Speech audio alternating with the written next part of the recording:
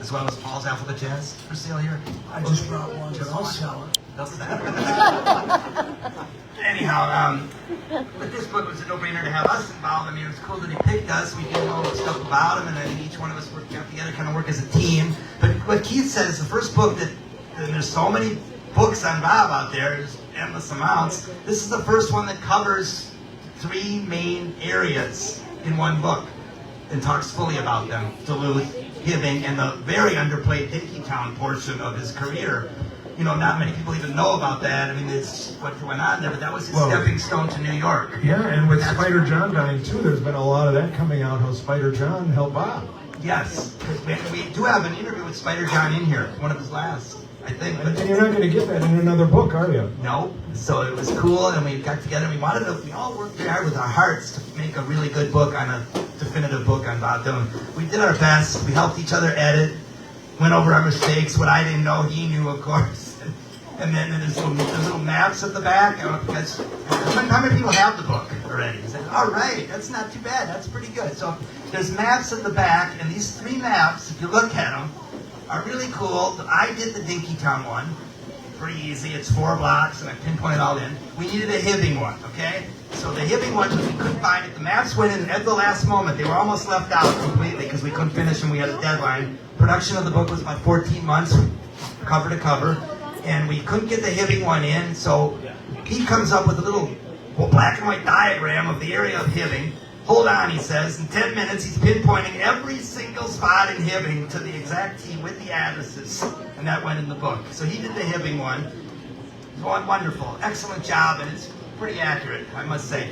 Ed did the Duluth one. It was hard to get that whole map in there, I don't know, and then get everything in there. And I kind of pushed out the borderline of Dinkytown to include the mural and the Hennepin Avenue stuff and all that.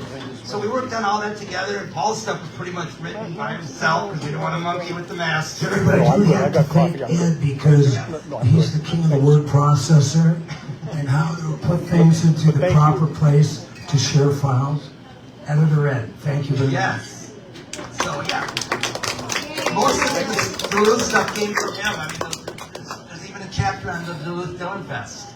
Maybe one of us could read from here, you know. If you want to know about that, if you don't know about that, that's in here. I mean, you grew up in Minnesota. Will you talk about that? You know, the fact that you're from Minnesota and how it affected the way you wrote your chapter. I actually grew up in Iowa, so that's not even true. I came to Minnesota because I went to a Bob Dylan concert in Minnesota, and she was there. So Yeah. I was a witness. In 2004. Was that the At the rainstorm? ballpark, Was that the rainstorm one? Yeah, a lot of you It was guys- raining. It was raining that night.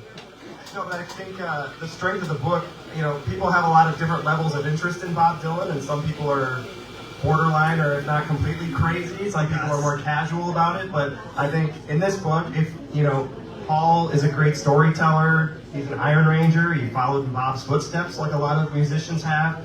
Ed is a historian and is an expert on music and culture, and Mark's got really detailed personal stories about being around Bob, and then I just kind of filled in the gaps everywhere else with the, you know, random trivia and tidbits, you know, that really over-the-top detailed people might want to know. So I think we covered a lot of bases. But Matt, what you've done, you've gone way beyond this because Matt has his lovely wife over here, has 4 children, and they're all named Bob.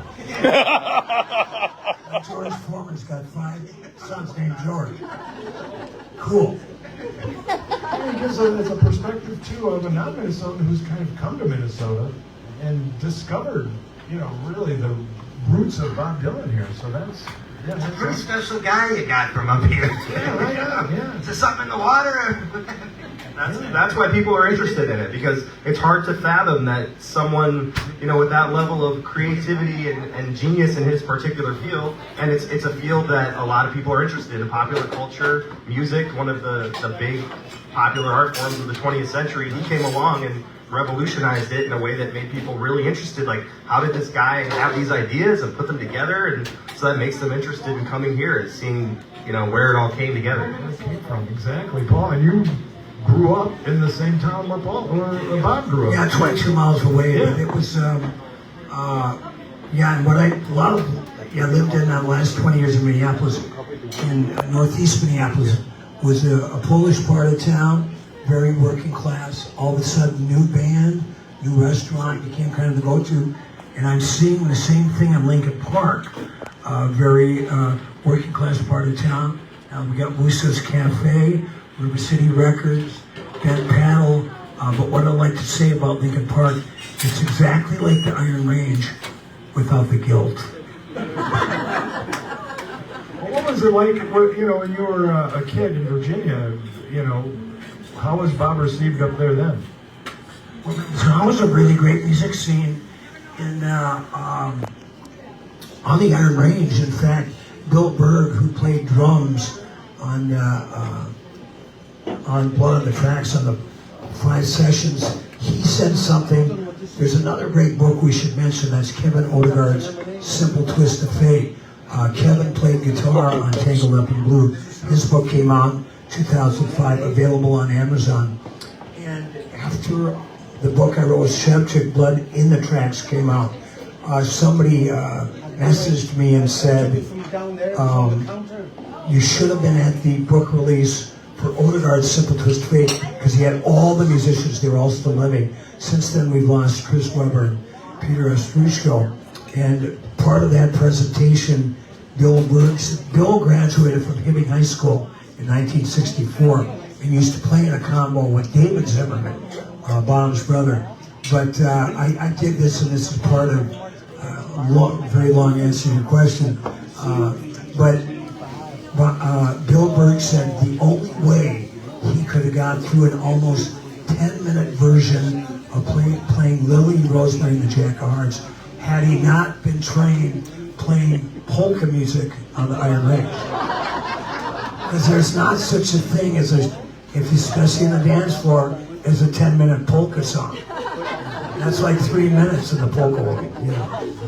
What about your Minnesota thing? Talk about how you came to Bob in Minnesota. I think my perspective